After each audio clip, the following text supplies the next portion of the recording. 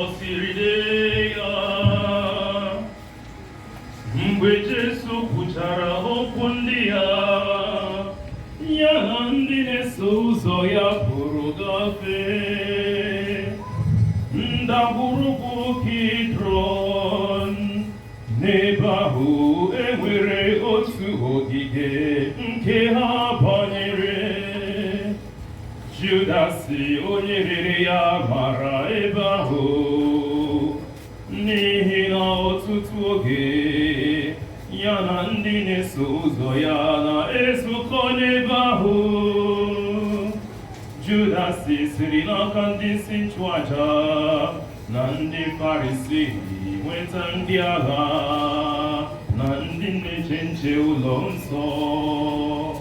Ha buru oriọna ụwa na ngwa agha dị iche iche gaba n'ebe ahụ. Ma ebe Jesu mara ihe niile ga-adakwasị ya, ọ gakwuru ha jụọ ha sị, "Olee unu na-achọ?" Ha zaa ya sị, Jesu onye Nazaret. Jesu asị ha, "Ọ bụ m." Judas onye rere anyị so ka ha kwuru n'ebe ahụ. Mgbe Jesu zara ha sị, "Ọ bụ m," ha laghachiri azụ daa ha n'ala. Jesu ajụọ ha ọzọ sị, "Olee unu na-achọ?" ha zaa ya sị, Jesu onye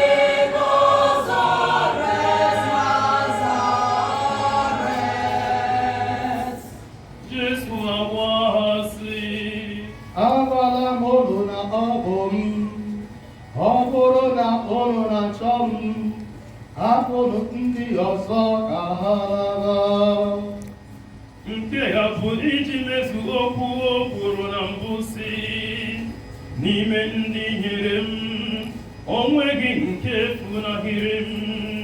Simon Pita onye nke ji mma agha meri ya, mmapụ ntị aka nri nwaodibo onye isi nchụaja. Aha nwaodibo ha bụ Malkus. Jesu agwọ Pita sị, Ihe mma gị n'ọbọ ya, ọ bụ na m agaghị anwụ iko nna m nyere m.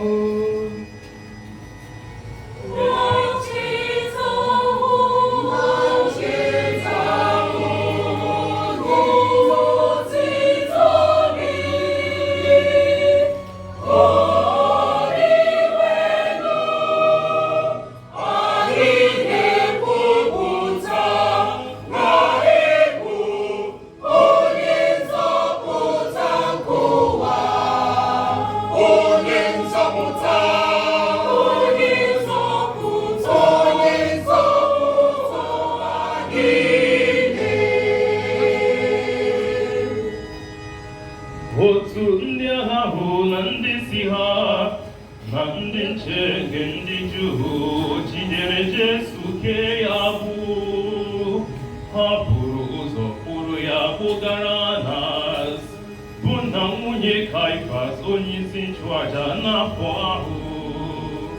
Ọ bụ Kaifas chinyere n'echiche ndị Juu na otu onye ga-anwụchitere ndị ọzọ ọnwụ. Simon Pita na otu onye na-eso ụzọ Jesu soro ha pụọ. Nwazụ nke ya bụ onye isi nchụaja mara nke ọma soro Jesu banye n'obi nke onye isi nchụaja. Pita bụ na mpụga ọnụ ụzọ. Nwazụ ahụ onye isi nchụaja mara nke ọma buru n'ezi rịọ nwa agbọghọ ahụ na-echi ọnụ ụzọ, wee kpọbata Pita. Nwa agbọghọ ahụ na-echi ọnụ ụzọ ajụọ Pita sị, Ọ bụ n'ịbụ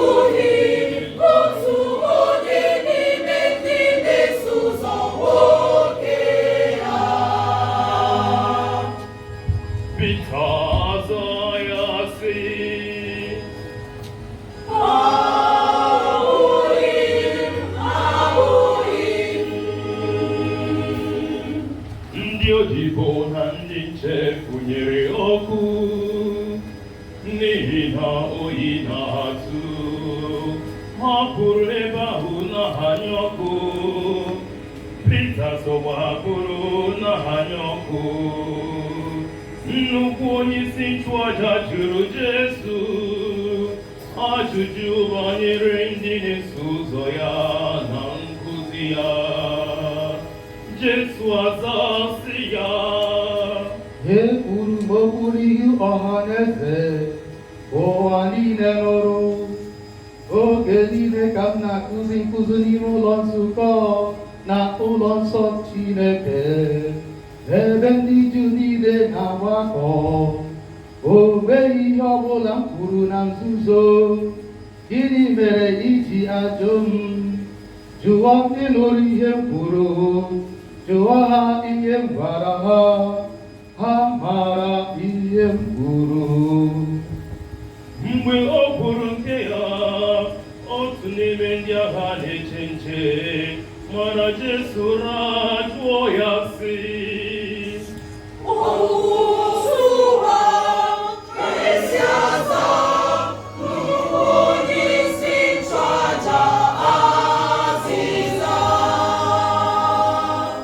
Jesu aza ya sị, ọ bụrụ na o nwere ihe dị njọ n'ihe m kwuru, kwuo ya n'ebe a. Gịnị mana ọ bụrụ na okwu m kwuru ziri ezi, gịnị mere iji ya ma m ụra? a na-ahazikere Jesu abụ zigara ya Kaịfas onyeisi nchụaja.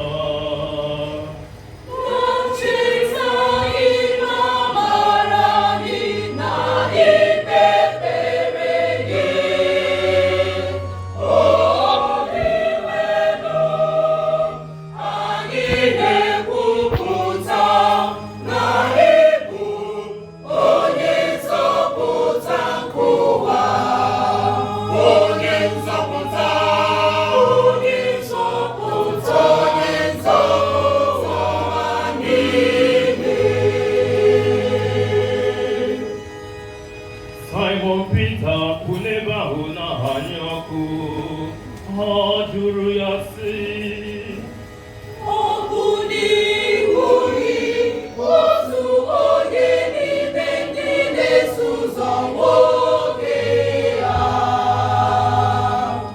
ọ gọrọ sị,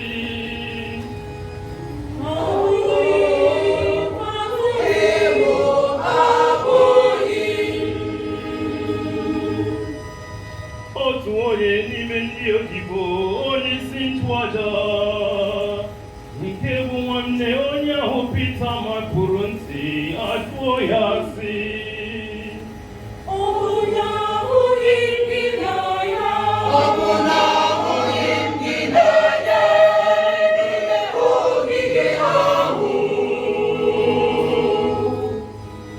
Pita gọkwara ọzọ ngwa ngwa oke ọba akwa.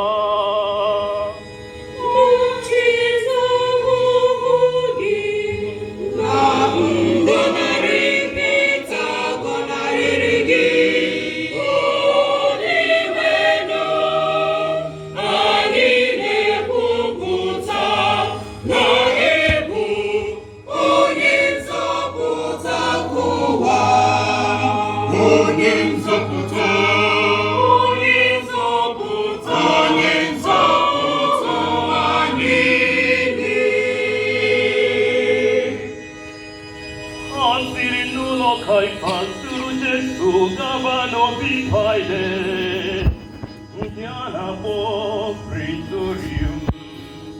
Ugbu a bụzi ụtụtụ, ha onwe ha banyeghị n'ụlọ ikpe ka ha ghara imerụ onwe ha tupu emume ndị ngabiga. Pailet gakwuru ha n'ezi jụọ ha sị, olee ihe ọjọọ unu si na nwoke a mere? Ha zara sị,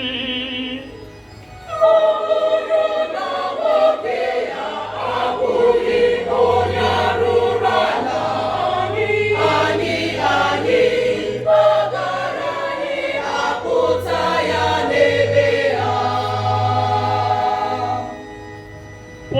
Pilet siri ha, kpụrụnụ ya n'onwunu kpee ikpe dịka iwu unu siri dị. ndị Juu zara ya sị, Iwu anyị iwu mmadụ iwu mmadụ nke ha bụ iji mezuo okwu Jesu kwuru, iji gosi ụdị ọnwụ ọ ga-eje inwu. Pilet laghachiri azụ n'ụlọ ikpe jụọ Jesu sị, Ị bụ eze ndị Juu? Jesu aza ya sị, Ajụjụ ahụ si gị n'uche pụta, ka ọ bụ na ndị ọzọ akọrọla gị maka mụ? Pilet ajụọ ya sị, Abụ m onye Juu. Ọ bụ ndị ala unu na ndị isi nchụaja tinyere gị n'aka m. Ọ bụ gịnị ka ị mere? Jesu zara ya sị, Alaeze m abụghị nke ụwa a. Ọ bụrụ na alaeze m bụ nke ụwa a, ndị nke m akara ịrụrụ m ọgụ iji gbochie m ịdaba n'aka ndị Juu. Mana alaeze m abụghị nke ụwa a. Pilet jụrụ ya sị, Ya bụ na ị bụ onye eze? Jesu zara ya, Ị kwuru ya, n'ezie abụ m eze, maka ihi ya ka ejiri mụọ m, ka ndị ahụ gbaa akaebe maka eziokwu. Ndị kwenyere n'eziokwu na-ege m ntị. Pilet ajụọ ya sị, Gịnị bụ eziokwu? mgbe Pilet kwuchara nke ya, ọ gakwuru ndị Juu ọzọ sị ha, Ọ dịghị ihe ọjọọ ọbụla m chọpụtara megidere ya, mana dịka omenala unu siri dị, ọ bụ ihe dịrị m na m ga-ahapụrụ unu otu onye nga n'oge emume ngabiga. Unu ga-achọ ka m hapụrụ unu eze ndị Juu? ha tiri mkpu ọzọ sị,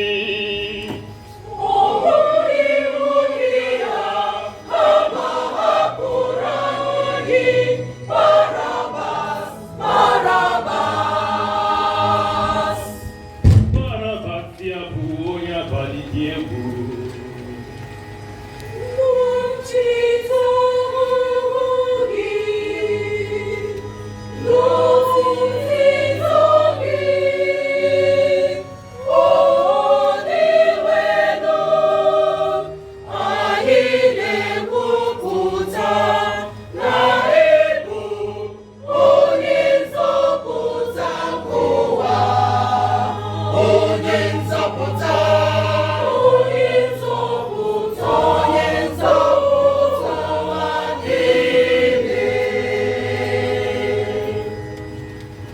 Pilet abịakwuru Jesu pịa ya ihe. Ndị agha gbara okpu kpube ya Jesu n'isi. Ha yibekwara ya uwe mwụda na-acha uhie uhie. Ha bịakwutere ya na-asị ya,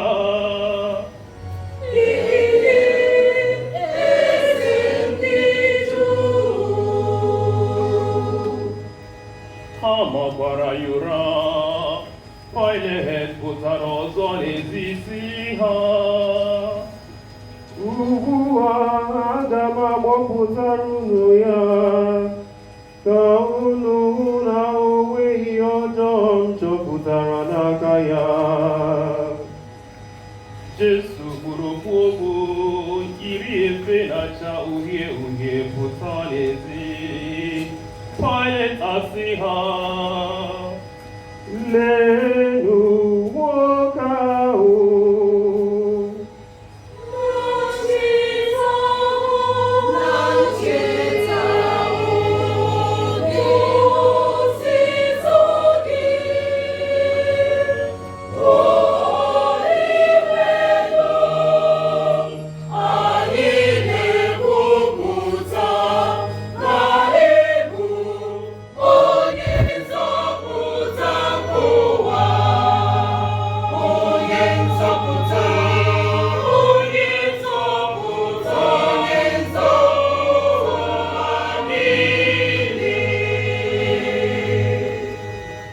mgbe ndị isi nchụaja na ndị nche hụrụ ya, ha tiri mkpu sị,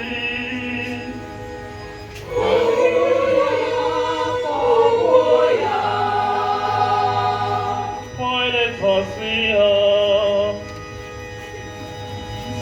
kpụrụnụ ya n'onwunu maọbụ o nweghị ihe ọjọọ m chọpụtara o mere.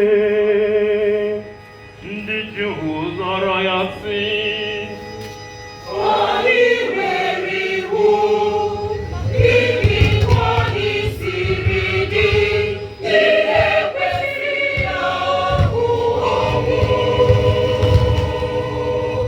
N'ihi na o mere onwe ya nwa Chineke.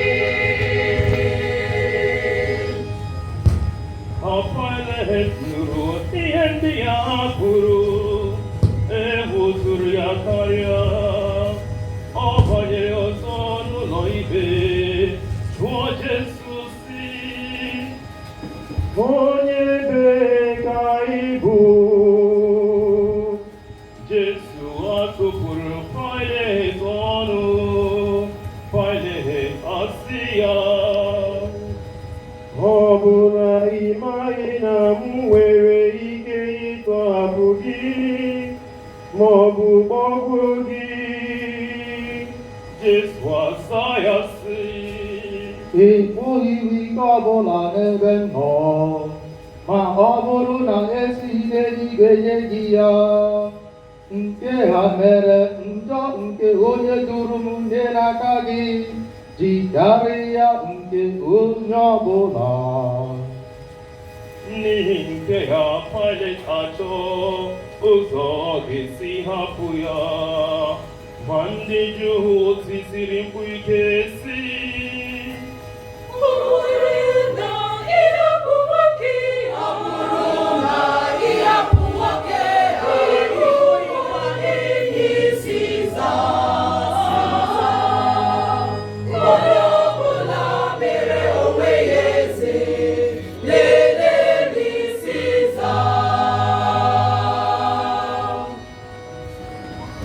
mgbe Pilet nụrụ nke ya, ọ kpọpụta Jesu wee nọrọ ọdụ n'ụlọ ikpe, nke a na-akpọ Gabata n'asụsụ Hibru.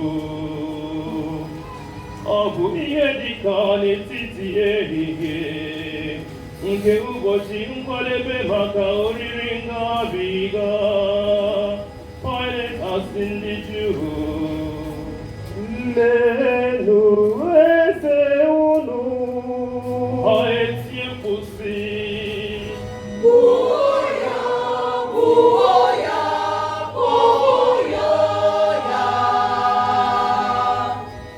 Pilet ajụọ ha sị, Aga m akpọgbu eze unu.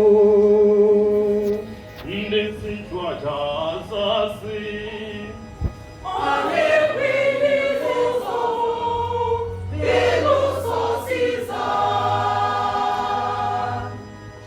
mgbe ahụ Pilet nyefere Jesu n'aka ha ka ha kpọgbuo ya.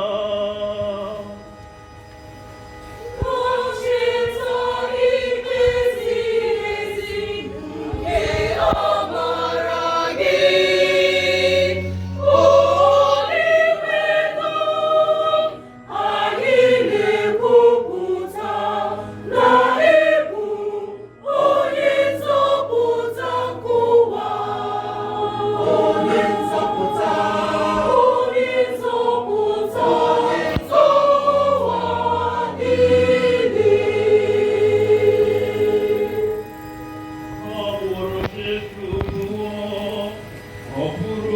agaba ebe a na-akpọ okpokoro isi nke pụtara Gọgọta n'asụsụ Hibru. N'ebe ahụ ka ha kpọgidere ya n'obe ya na mmadụ abụọ ndị ọzọ, otu n'aka nri otu n'aka ekpe.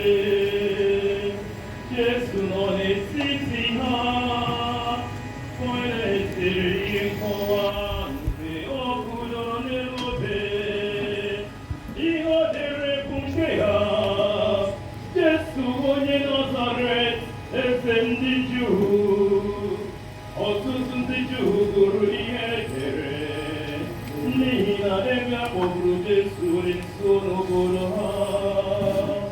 E dekwara ya n'asụsụ Hibru, Latin na Grik.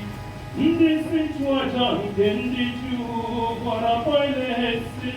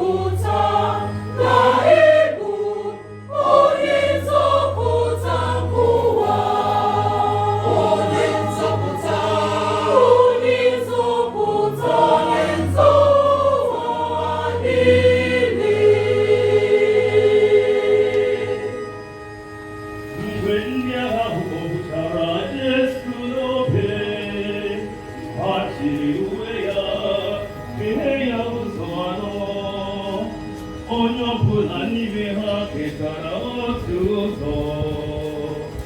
Ha chịrị uwe mwụda ya nke ha na-akwaghị akwa, kama ha kwara ya akwa site n'olu ruo n'ala. Ha kwurịtara n'etiti onwe ha sị, anyị ga-ekewa ya ka anyị fee nza, onye ọ danyere o were. otu a ka esi mejuo ihe akwụkwọ nsọ kwuru sị, ha kesara uwe ha n'etiti onwe ha.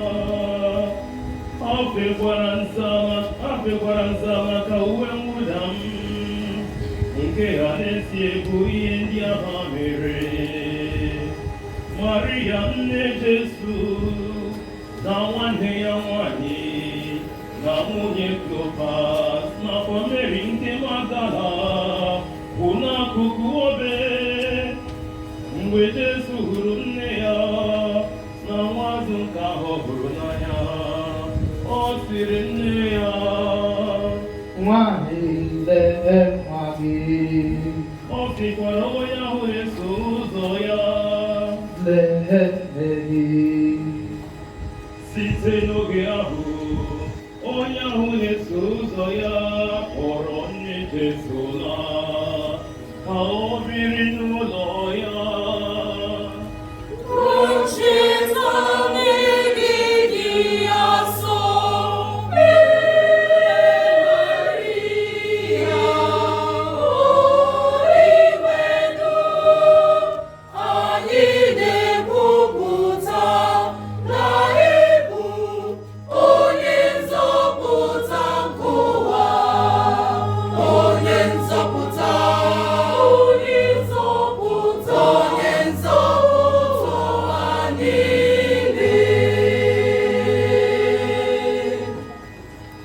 Mgbe nke ha gachara, Jesu ebe ọ ma na emezuola ihe niile, iji mezuo ihe dere n'akwụkwọ nsọ kwuru sị, Akpịrị na-akpọ m nkụ.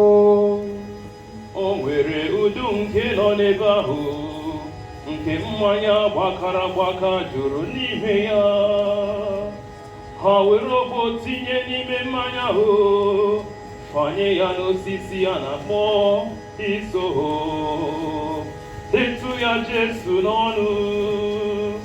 Mgbe Jesu metụrụ mmanya ahụ ọnụ, o kwuru sị, ọ gwụchala. ọ hulatara isi kubie.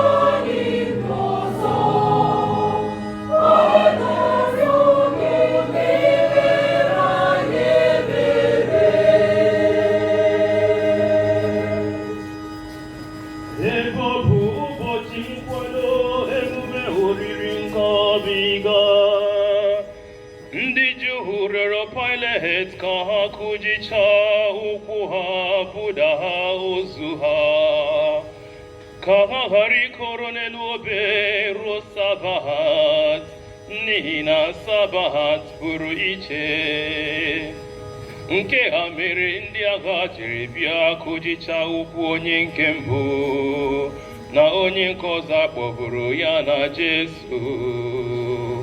Mgbe ha rutere ebe Jesu nọ, ha hụrụ na ọ nwụọla, ha wee hapụ ịkụji ya ụkwụ. Kama otu onye agha jiri ube mapụ ya akụkụ ya, otu ihu ahụ, ọbara na mmiri agbapụta. Nke ya bụ akaebe nke onye jiri anya ya hụ ihe merenụ. Akaebe ya bụkwa eziokwu, ka unu wee kwere. Ihe ndị ya mere ka e were mezuo ihe dere n'akwụkwọ nsọ si, ọ dịghị ọkpụkpụ ya ọbụla nke ha ga-agbaji.